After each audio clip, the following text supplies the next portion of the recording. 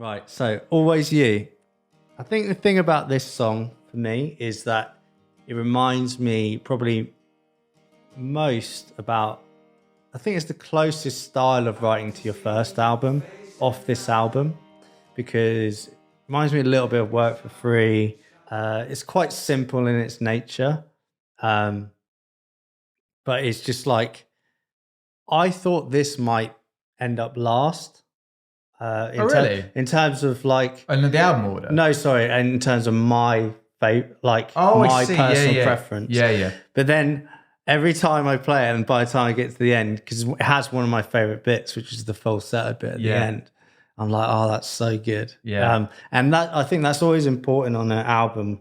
Like, you know, when you're trying to work out, and it's like, oh, but this has like my favorite bit, and it's like you do get that on across the board on this album. What was the inspiration for this song in particular? Well, every Ben McKelvey album needs a breakup song, doesn't it? It does. So, yeah, I mean, I guess it was...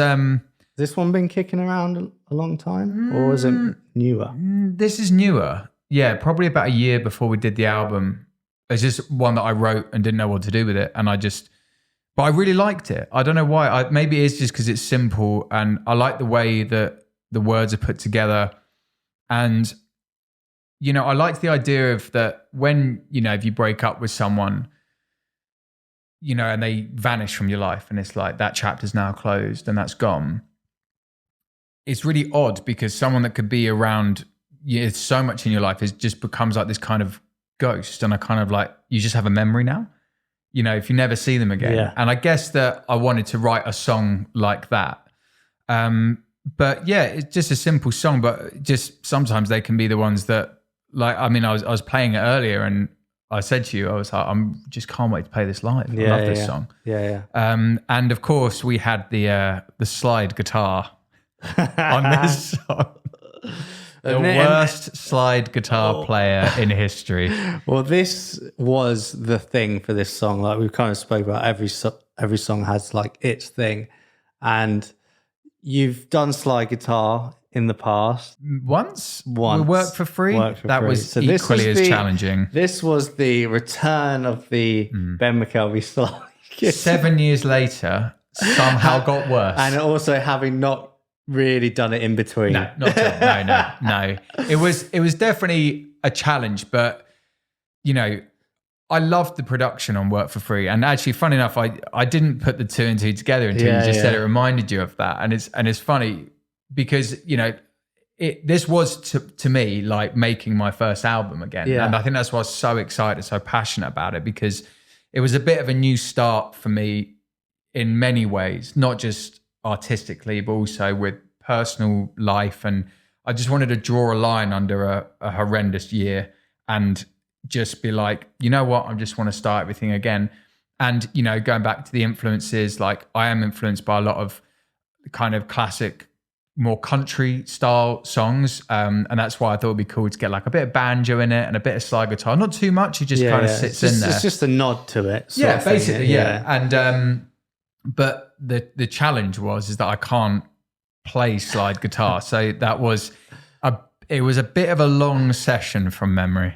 Do you know what's funny is like we have worked together a long time, and my patience has dramatically improved, because when we first started working together, I wouldn't have just let you go, yeah, just work it out, just play it over and over, figure it out. Like I would have got really annoyed. Why hasn't this guy come in and like rehearsed his parts?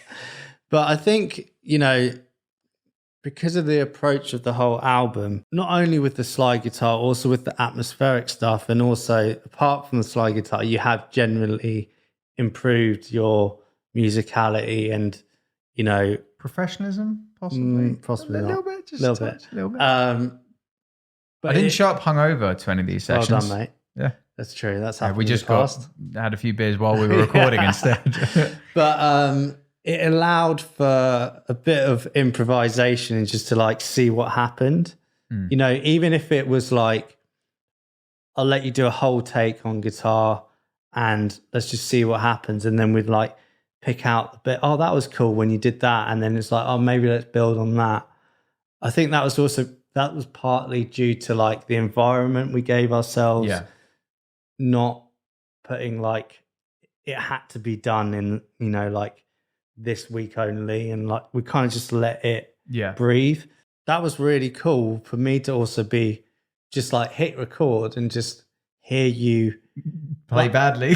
No, like actually, or the play badly with the slide, but generally it was like, you would kind of, I'd be like, oh, he's kind of got better. I remember feeling very relieved and elated once we had the take, because it sounds so good. It sounds great, but it's like when something isn't your thing, but you want to get it in there. And but we knew what we were striving for, so that's often like more important than being good. Yeah, Thank God. Yeah, exactly. I think for anyone that's making music, it's more important to like be sure of yourself with what you're trying to shoot for than it is to just be technically good at something.